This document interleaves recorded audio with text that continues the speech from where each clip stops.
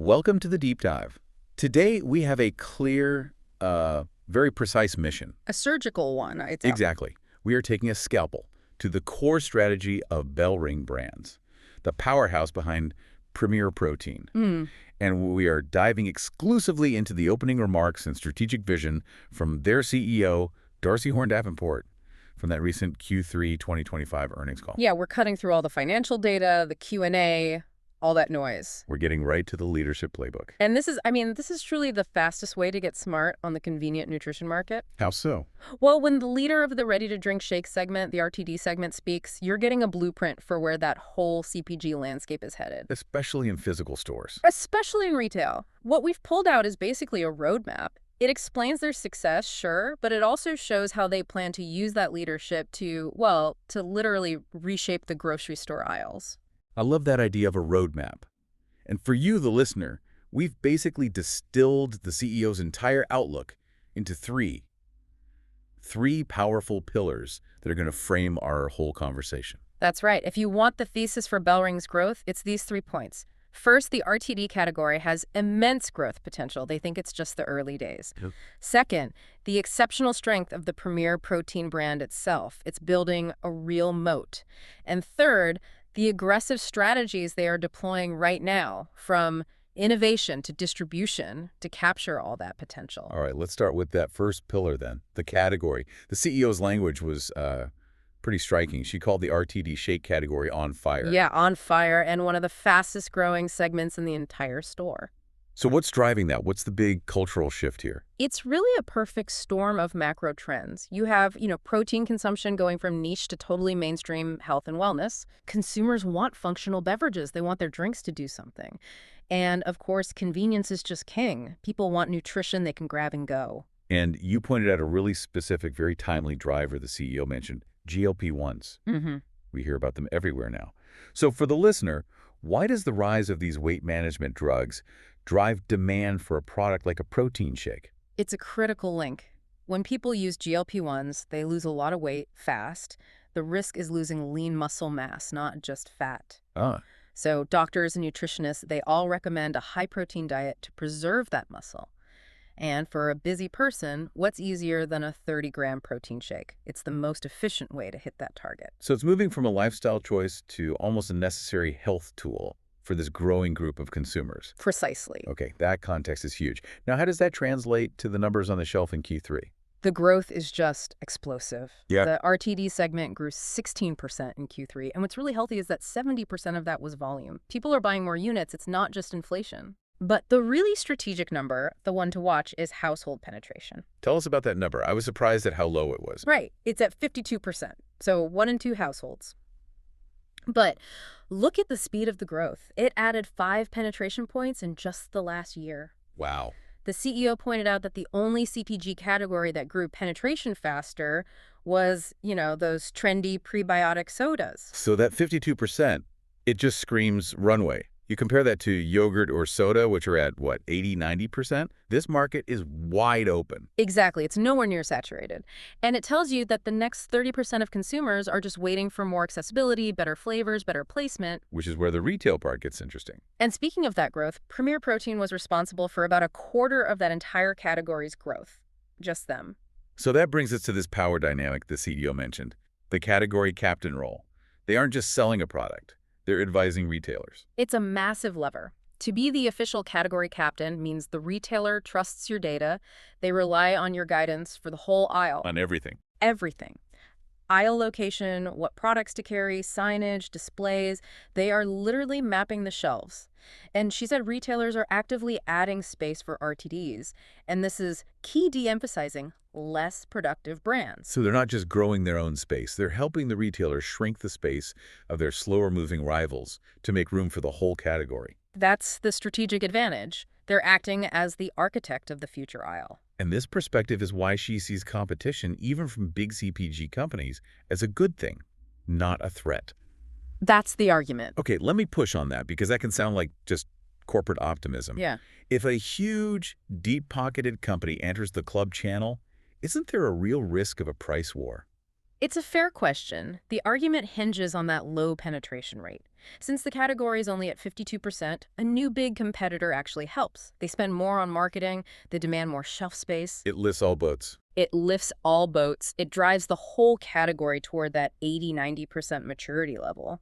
BellRing believes their brand fundamentals, the taste, the loyalty will protect them. The new guys just help build the massive aisle that BellRing plans to dominate. And the final piece of that growth runway argument. It's just physical real estate, she said it flatly. Convenient nutrition has 1/3 or less of the space of similar-sized categories. The growth is completely out of whack with the shelf space. The data is screaming at retailers to expand, and BellRing is right there to show them how.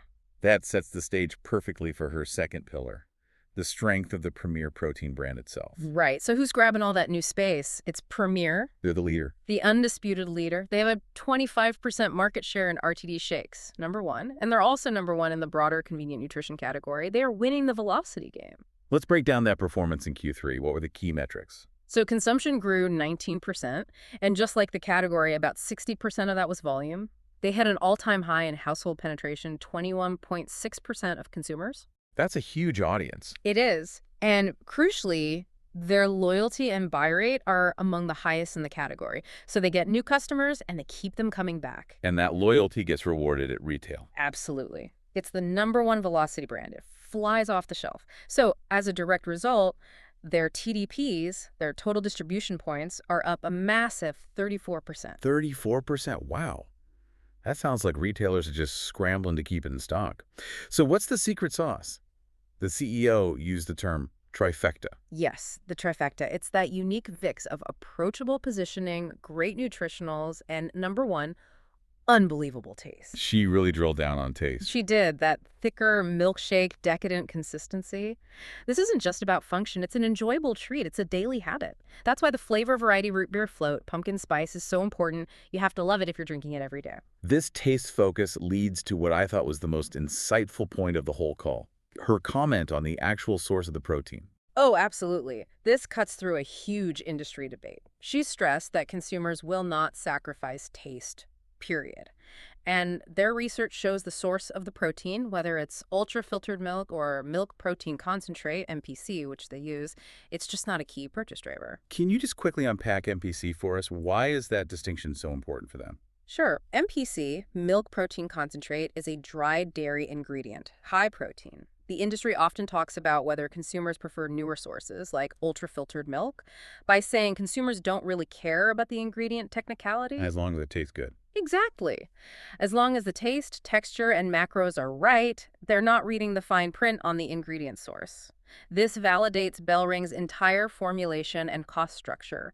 They don't have to chase a trendy ingredient claim that doesn't actually impact the consumer experience. So the brand wins on taste, and that's the moat. Right. But isn't there a risk there? Yeah. As the category matures, couldn't a private label brand come in and undercut them on price by using a cheaper blend? That's the classic CPG challenge. But their answer lies in those loyalty numbers. The data shows their consumers see the premium taste as worth the cost. By constantly innovating on flavor, leaning into that decadent experience, they're building an emotional connection that a cheap, utilitarian brand just can't replicate. Interesting. Okay, that takes us to the third pillar, the playbook for future growth. Right. How to convert today's leadership into sustained growth.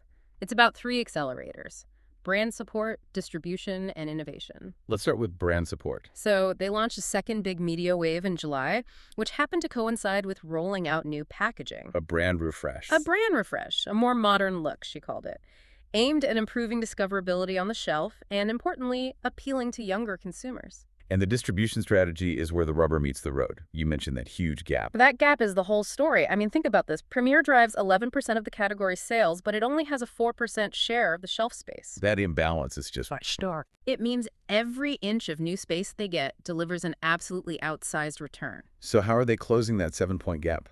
With money and people. They are funding a huge push on in-store investment, a dedicated team, a new broker partner, all focused on merchandising. So things like pallet displays, end caps. Exactly.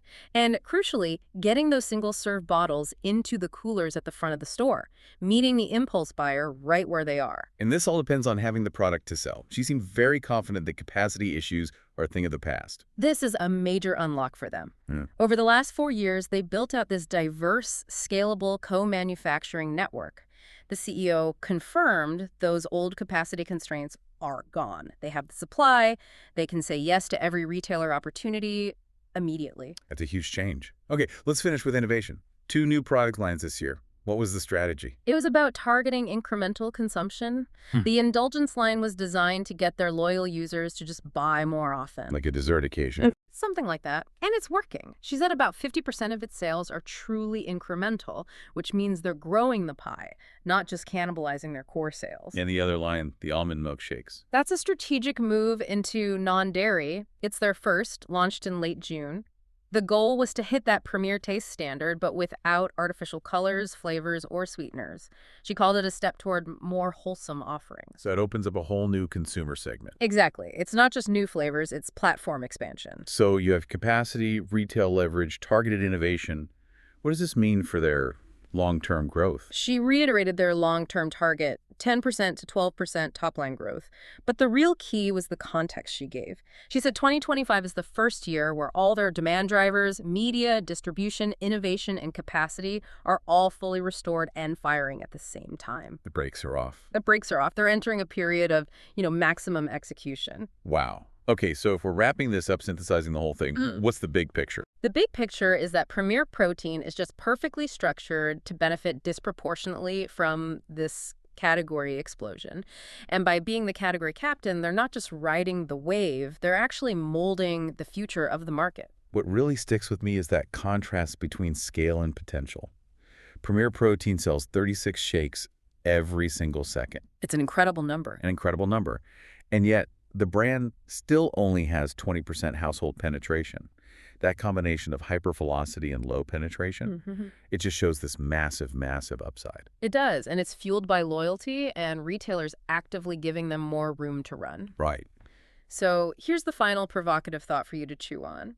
Given that BellRing drives 11% of the category sales, but only occupies 4% of the shelf space, how quickly will retailers fix that imbalance? And what does it mean for the look and feel of the entire grocery store when this convenient nutrition aisle finally expands to match its actual sales power? A great question to think about next time you're in the store. Thanks for tuning in to this deep dive.